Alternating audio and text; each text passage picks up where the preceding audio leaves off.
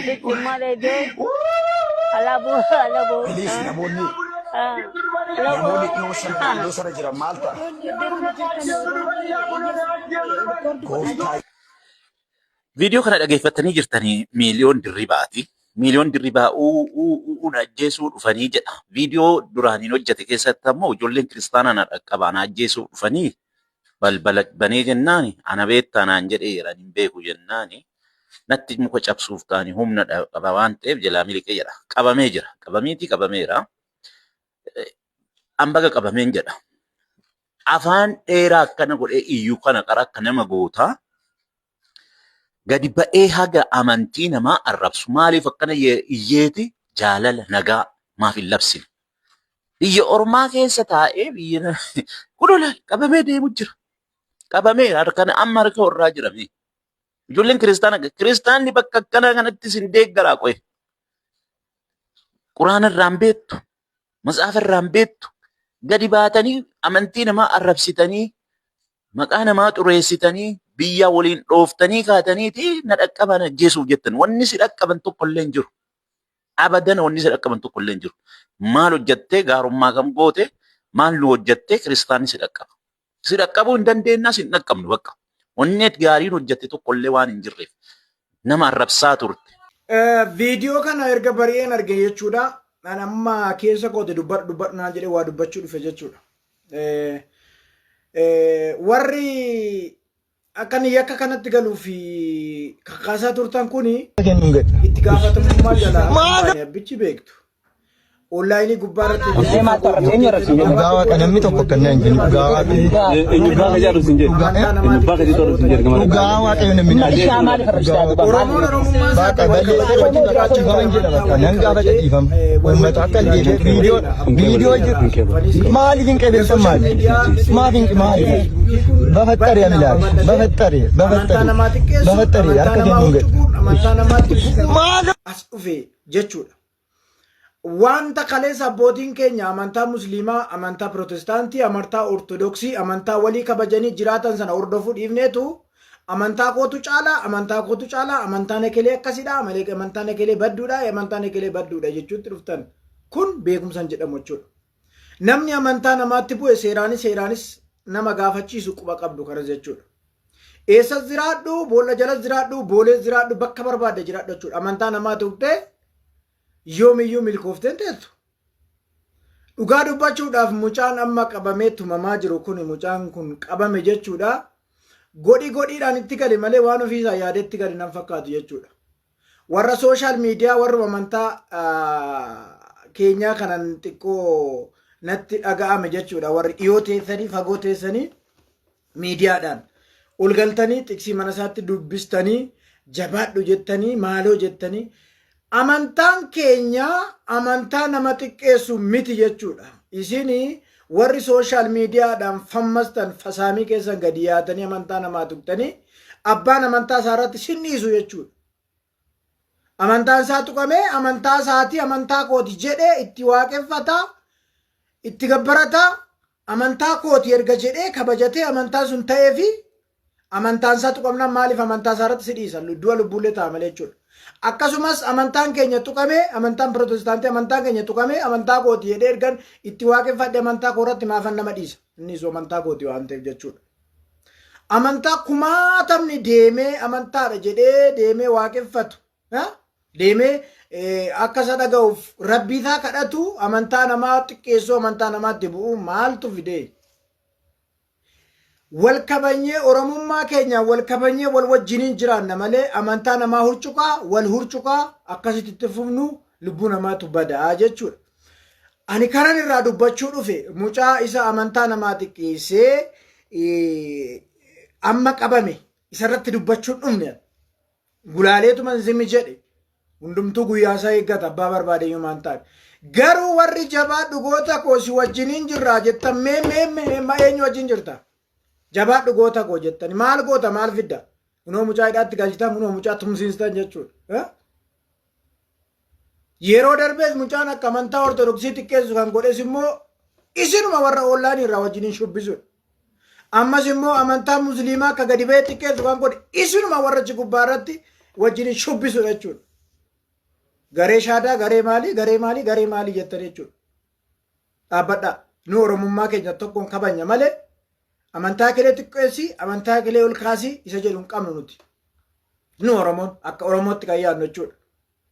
Oromoon Oromummaa isaatiin wal kabajaa. Abbaan barbaade dhagaatti isaa amanu, mukatti isaa amanu, tulluutti isaa amanu, waaqatti isaa amanu, amantaa Pirotestaantiitti isaa amanu, Ortodoksiitti isaa amanu, Musliimatti isaa amanu. Garuu akka lammummaa keenyaatti lammummaa keenya kabanyee Oromummaa keenya dhiiga Oromummaa keenya kabanyee wajjiniin jiraanna malee amantii keenya walakatti xiqqeessaa wajjiniin yoomiyyuu akka hin jiraanne quba qabdu. Garuu hin ta'u kun Oromummaa kabanyee wajjiniin jiraanna, amantaa namaarraa bilisa taane garuu amantaa walii kabanyee wajjiniin jiraanna malee amantaa namaa tuqxanii wal wajjiniin jiraanna jechuun soba fafa jechuudha. Jalqaba warra kaaseen dubbadhe warra amantaa namaa hurcuftan, warra amantaa namaa qeeqxan, warri amantaa namaa amantaa caalaa amantaan ekelee jettan jechuudha. Amantaa keenya keessa guyyaa baroota darban keessatti amantaa musliimaa tuqeen beeku warra amantaa keenya. Amantaa musliimaa yeroo baroota darban keessa amantaa Pirotestaantii tuqeen beeku. Amantaan Ortodoksii amantaa Pheenxee tuqeen beeku. Amantaan Pheenxee amantaa Ortodoksii tuqeen beeku. Amantaan Musliimaa amantaa Ortodoksii tuqeen beeku. Amantaan Ortodoksii amantaa Musliimaas tuqeen beeku jechuudha. Wal kabajee amantaa walii kabajee hoo karaatti walitti dhufe nagaa wal gaafatee walii nyaatee walii dhugee gara amantaa isaatti deemaa ture jechuudha. Har'a garuu dhaloonni fammastan kun warri fasaami gadi yaatan kun amantaa namaa hurcuqxanii jechuudha. Akka biyyi amantaa walitti bu'u fiddan jechuudha. Kun maaliif barbaachise? Bakka dhaabbadhaa. Nurraa dhaabbadhaa. Warri garee maalii jettan gadi baatanii akka namni miidhamuu fi hoolaa qalmaaf nama dhiyeessitan beenukaa wajjin darbii wajjin qalamika. Yakkasaaf abbaasaa itti gaafatama. Amantaa namaa tuquudhaan seeraan si gaafachiisa jechuudha. Keewwata biyyittii keessatti seeraan si gaafachiisa. Bakka kan amantaa kee achuma keessatti amantaa kee dayeeffatee kanatu kan saamu kan ejju kana cabarbaru argita taanaan qeeqirraa dubbadhu hillim godhe akka kiyyatti.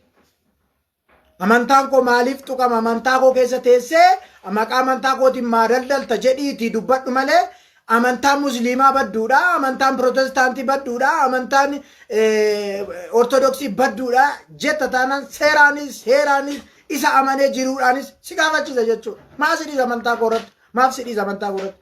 Kanaaf gara dhumaatti gaafan fidu kan mucaa kana akkas goosise jechuudha. Warruma liivii irratti ba'ee inni kan xiqsii dubbisee fi inni kan xibsii dubbisee fi mucaan kun akka badiitti godhu kan godhe warruma gastii sana gubbaarratti itti gaafatamuu qaba. Kana dubbiin. Gorsaadha edda gorsaa taate kottu lakki amantaa keenya hin tuqin. Amantaa keenya sinoo isin. Amante miti erga amantaa keenya duukaa bu'i. Garuu amantaa warra biraa hin tuqin jettanii mucaa kana maaliif hin gorsine jericha? Maaf hin gorsine? Namni hin dhaga'amu gorsaa. Maaf hin gorsine? Hooyi jettanii warra harka cabacabda nadha'u maal jettu ree? Harka keessan afaan gubbaa kaawwattanii teessanii viidiyoo namaa laaltu jechuudha. Jabaadhu jagna kosi wajjin jira jettanii har'a immoo ilaaltu jechuudha. Sirriidhaa kun maal sitti dhaga'ama? Osoo gaaficha gorsee raadhe, osoo gaaficha akkas godhee raadhe, kun hundumtuun dhufu jettee yaaddu sammuu keetti. Asasee dhuftuu warruma amantaa namaa xiqqeessu kana malee waan balaaleffadhee hafe hin jiru. Warri reef dhattanii garee shaadaa qabattanis amantaa kee xiqqeessitu. Warri reef amantaa sana keessaa dhuftanis amantaa kan musliimaa xiqqeessitu. Maaliif ta'e kun? Maaliif ta'e? Siitaana nutti amante jechuudha. Iddoo dhaqxeetti amanadhuuti amantaa namaa sin tuqin. Erga amantaan keenya sii ta'uu baate afaan kee qabadhu dhageechi taa'e. Erga amantaa sun sii ta'uu baate afaan kee qabadhuuti amantaa keenya keessa taa'e. Hallaqe dhume. Maqaa amantaa namaa kaasuun seeraanis akkasii gaafachiisu hin dagatiini galatooma warri hooyi jettan mee teenya ilaala waan isin fiddan jechuudha. Waaqayyo akka hojii keetti si haa baasu obboleessa ko. Homaan jennan bira. Makiina sana hin dhaynee poolisa bakka wanta sanii fuudhee nuti achi dura teenya hin akka inni hin baane ijoolleen achi marsitee ayiddii. Akka yeroo inni akkasitti iyyuu sagalee kiyyaa namni dhagee jira achi lallabaa ture akka dhiiraatti arrabsaan ture itti gootaa miti jechaa ture. Samboota bakka ulaan irraa banuu jedhu andu'ee na raqqabaa jechaa ture. San booda poolisota irraa hulaa banuu didi. Poolisoonni dhufnaan illee poolisota irraa hulaa banuu didi. Hulaa namaa ta'e cabsana gaafa jennu nutti warri manaa nu dhorkanii. Mucaan tokko wallaahi mucaa san inshaallah baruu intarfii godhu teenya. Mucaan akkanatti maskoota kana dhahee jechuudha. Mucaan beek nama durriyyee tokko nama waama amantaa kanaa beeku miti. Islaama mucaan. Arraba inni ergamaa rabbiitiin jalleen dhageenya. Adda namni goonni wallaahi ijoolleen durriyyee ijoollee goggotaa jira. Gurbaan akkana boksiidhaan dhahee jechuudha. Wanta fooqii wanta waansi wanta maskoota kana jechuudha. Maskoota daawwitii kana boksiidhaan dhaheeti. Maskoota guutuu akkasii facaasirra. Maskoota guutuu irraa facaasee wallaahi harkisaa ni dhiige mucaan. Harkisaa dhiigee carqiidhaan walitti hineef harka. Harki sollaqa jechuudha. San booda achiinillee seenuu dadhabne. Sibiila wayii tokko akka karaan jijjaaree jira. Achiinillee seenuu dadhabnaan. San booda akkam jenneen takka hulaa kana cabsinee sisseenni yoo sisseenni ni duuta lubbuu heddu'a. Yookaan poolisoonni yoo si deeme ijoolleen lubbuutee si baafti. Dafii poolisitti harka kana dhijeen sossobee gurbaan tokko. Sossobee hulaa banuu dide. Maaliif balleessi jaakalatti. Kawai waat. Gurbaa dafii poolisitti harka kana dhuu. Yoonii fi har'a poolisoonni kun akkana si dadhabanii si deeman. Wallaahi ijoolleen si jeefti dhiiga saree gooti harka kana dhiyeenyaan. San booda ofirraa hayyee isin lamaan poolisoonni lamaan qofti nakkoottaa jeen isirraa hin banan. Ijoollee tana ammoo narraa dhorka jeen. Ijoolleen hayyee kootu isitti hin dhufne jennee. Achiin kutee poolisoonni dura seenanii poolisoonni ulaa irraa banee ol seenanii kattiinaa itti kaan. Kattiinaa gamaa gamanitti kaan. Wallaahi ijoolleen laala achuun misuma poolisootuma harkatti ilaala hafuura itti qopte. Hundumaafuu inshaallah. Kanaaf booda qabaniis qaama seerraa to'atee akkasumas makiinaa gama duubaa kaayanii mana amantaa galchanii amma qabaniiti amma gaabaruu inshaallah itti dhayna sa'a lamarratti wal baallamne. Laal dubbiin asitti biyya kanatti dubbiin amantaa dubbii jabdu akka malee biyya kana ilaal warri aangoota gurguddaa qabu warra Somaaleeti. Waa'ee amantaatiin dhufnaan qalbiin hin jiru. Wallaahi dhiiga isaa inni du'a mucaan sun achitti du'a. Sila poolisoonni yoo du'ellee gubbaa dhaabbattee si wajji ilaalti deemti biyya kanatti. Inumaan nuti lubbuu hiraamannee fi barraahamata guddaa gooneef nuti. Silaa gartee ijoolleetti himnee ijoolleen baay'een dhageesse. Mana sana irratti cabsiteeti wallaahi isaa ajjeefti. Poolisoonni waa'ee amantaatii fi nama waatu gartee biyya kanatti hattuu fi nama waa'ee amantaatiin dhufe inuma takka rahmatan guutuuf poolisoonni illee. Kanaafuu inshaallah amma boruu irratti himata banna viidiyoo harkaa qabna. Boruu inshaallah boruu waan irra geenya isin dhageessifna ammoo viidiyoolee waraabamillee jira ammatti poostiin goone inni tuma dhiifne jira. Akkas inshaallah hundumaafuu kana caalaallee akka inni mana hidha umurii isaa guutuu jedhama. Dhageenya isin dhageessifna ammoo viidiyoolee waraabamillee jira ammatti poostiin goone inni.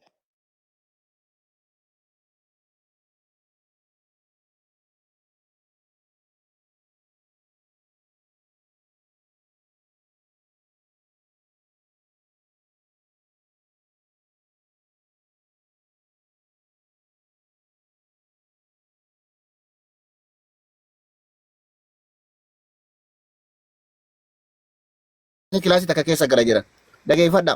Hadda osoo nama saamuu barbaade hadhaa miti nama gargaaru mucaa kana arginu nama gargaaraatiin ture. Sila hadda kaameraa ittiin arrabsamu kana kaameraa gartee mallaqa ittiin nyaate mana kana bitatee gartee kireeffataa gaafa barbaade fuudhee ittiin deema. Osoo nama saamuu barbaade dhageeffadha. Kanaaf kaameraa barbaachisus ni goona akka Oromootitti. Konkolaataa barbaachisu ormaayyuu bitama. Kabiraatiifuu bitama. Kan saba gargaarre kan saba saamuyyuu bitan. Kaameraatis sii binna inshaallah. Mana sitti ijaarra nu jabaadhu hamileen keessin tuqamini itti nu jabaadhu amma wanti mana sitti dhaamannu kana nuun jedhan maqaana balleessan waan akkasii sammuu kee keessaa obboleessoo hin bitamne yaani dhiyaate kun haga ammaatti gabaarra oolle wanti gabaaf dhiyeessan si fayyaduun isaa osoo hadha gabbaatee 100 nyaatte hawaasni kan kusun kijiba taasisanillee kijiba jedha karaa sii bane nyaachuu osoo nyaatte iyyuu wallaahi dhugaan kaleessatti argatte hanga waggaa umrii ati jiraachiftu dhugaa sii baasaa deema jechuudha. Kanaaf hawaasni keenya warri jala kana jirtanillee itti qopheessa haasofnee jirra hadda bakka hedduutti nama iddoo wajjinillee nama jajjabaa wajjin keessaanillee dubbannee jirra. Dhiibbaa ni goona mucaa kana konkolaataan bitamuu qaba kaameraan inni jedhamu sun bitamuufii qaba maali kiisha ofiitti fuudhee kenna osoo hadda bitanii itti kennani namni sun irraa argata osoo mucaa kana konkolaataa harkaa qabaate hawaasni bitee osoo itti kenne kaameraa bitee osoo itti kenne kaameraa kaleessi kennine konkolaataa kaleessi kennine birriin ati gaafatu tamaali jechuu afaan guuttanii hin dandeenye hin gaafadhan hadda bakka waan tokko namatti hin kenninetti mucaa miskiinata hawaasa gargaaru eessaa fuudhee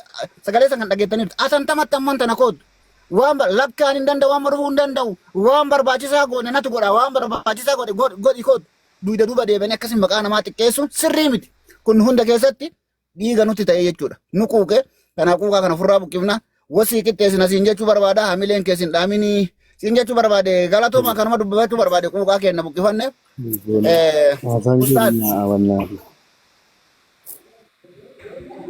السلام عليكم ورحمة الله وبركاته كم جرتوا؟ وعليكم السلام ورحمة الله وبركاته أستاذ بقى جيسني أقوى ما نوجي ما أسر شرف الدين جنرال بونا بالي قالتهما سجلي كيسن أرجيرا أرجيرا نموت جتشودا يروك كانت ناوجين أبتني وأنتو كنا راقلتن باقي جتشودا نمني مجال شو كميتي بيكما بيتو yoo keessatti fuutee yoo keessatti duute jedhama duriin keessatti gaafa fuutu guyyaa gammachuuti yoo gammachuu keessi wajjin qooddate keessatti yoo duute guyyaa gaddaati yoo si wajjin qooddate naan amma akka waan keessatti du'e argeeti warri naa wajjin batala Ahmadis viidiyoo keenkee argee baay'ee jechuudha jettee ittiin si galateeffadhu hin qabu ulfaadhu galatoomi kanaan durallee qaxxeetaa yoo bilbila qaxxeeta daayirektii bilbiltee na jajjabeessaa turte viidiyoo sanallee ilaalee baay'ee wallaahi alaaqim galatoomi siin jechuudha afaan. Abshiroo maamitiiti rakkoon qabu kuni waan biraa fituu hin taane dhugaadha wanta dhugaan tokko dhugaan waan hunda dursa waan ta'eef dhugaa waan itti qabduuf malee itoo ati dhugaan qabdu ta'ee ana abbaa fedhe nama morma dura dhaabbadhee waa takka beektu sooshaal miidiyaa kanarraa garuu waan itti dhugaa qabduufidha kan waan kana dubbadhee hattaa jechuudha ni yeroo tokkoyyuu wanni godheen ture maali maqaansa kaleessa dhayyuuti kan inni bilookii jalaase baase siin bilookii godheen ture sitti haareen ture kana dura waan biraa fituu hin taane akkamuma walii duukaadhatti haasofte jedhee gaafan sooshaal miidiyaa tiktookii kanarra seenu xiqqaan guddaan si arrabsa achi booda maqaa kee dhaqee seerchi godhee maalidha waan saadhe gaafan viidiyoo kee guutuu dhaggeeffadhu bakka nan gubadhe kan caalu achi boodan viidiyoo bahee dalage. Waliigala sooshaal miidiyaa kanarraati nama kun onattu yeroo irratti duulama ajandaa garaagaraatiin irratti duulama waan takka wanti namni nama godhu hin jiru ati garuu dhugaarra dhaabbadhu wanta dhugaa hojjedhu maali ati malaayikaa rabbii miti fudhadhu keessaa namni tokkoyyuu yoon dhufee birrii kana abalutti naa kennisi jedhee ani ofii koo beekee siif hin kennu taanaan keessaa fudhachuu shari'aan wanti si dhorku hin jiru. Namni shari'aa waan akkasiin dhorka jedhu as bayaa dubbatu. Mee jeneraaliin agartu sheekoleen hin funaanuu sadaqaa namoota hedduudha kan funaanu. Maal qabu biizinesii maalii qabu jarri sun? Maadha biizinesii isaanii? Magaazina qabu? Asmanciin naalaaqidha. Maadha jiruumti isaanii maalidha? Waanuma kana keessaati namaaf waan sana bakka ga'anii waan ta'e tokko irraatii fudhatanii waan ittiin yeroo karaa darban waa nyaatan mana qaba namni mana isaafillee waan waa godhu amma ta'e tokko keessumaa argachuu qaba laazim dhibba isa balleessan sanadha malee kan wanni ta'u maali malaayika rabbitii samaa irraati gadi buusee jara kanaanatu siniif ergee jarri kuni Jibriil faadha Mikaa'el faadha nyaatanii hin dhuganii jedhamee sinitti himame mootummaatti sinii dhaabe chaaritiidha mootummaa dhaabee miindeessaa jara kan. Oromiyaati mootummaa Oromiyaati miindeessa majlisatti miindeessa maaster Sharafuddin bulchaa godina Jimmaatti miindeessa ijoollota warra atis namaa chaaritii warra dhalootaan godina Wallaggaa kan isaaniin bulchiisa magaalaa Naqamteetti miindeessa maaster Abinneetiin fakkeenya mootummaa Itoophiyaa miindeessa achuma keessa argatu waan kun beekamaadha. Garuu wanti na gaddisiise namni maqaa sheekaatiin qabataa waan kana godhu isa kanadha kan na gube akka ajaa'ibaatti. Wallaahi isa kanadha kan na gube. Akkamitti wanta walii galee deebe tokko garuu baga rabbi si milkeesse. Ahmad ko idammoo waan inni jedhetu argite boonaan nagayeera kottu jennaan ijoolleen wal nyaataa jirti wal ransaa jirti kottu jennaan wala fixxu ijoolleen duruma wal nyaatti. Wala fixxu ijoolleen duruma wal arrabsiti jedhe. Namni kuni ituu rabbiin isiin nama qaroosi godhee ati waan kana viidiyoo wanni kana waraabbanne sagalee kanan keewwanne ta'eeti Rabbi kaati maakoo haa balleessu 50 waliin galleechi jechuu danda'a ture kun. Hin jedha akkas beellee nama mana kana namni kun akkana akkas Akkamitti jedhe immoo ka Ahmad qoy ka waan sii dabalaan egaa kaleessa viidiyoo wajjittee na bira dhufte. Muubi abbaan ta'e yoo itti dawwalee sagalee kan gosa dhaggeeffachiisee parsantaadhaan naa kaffalaa isiniin jedheera harka miiliyoona 5 yoon fuudhe miiliyoona 1 akka isiniin jedhaa jennaan jedheera jennaan hin kakattu jennaan anka kaa biraan hin kadhatu wallaahi garummaa naa wajjiniin isa rabbiin na beeka miti yaadde wallaahi wanna waa'ee parsantaa minaamanii hin jiru sagalittiin ittiin haasa'ee በቃ እሺ ቻው ቻው ቻው ወዲያው ከይበ ያምባ ከዚህ ውጪ ጉያ ተቆሊ ቢብልም ቤክ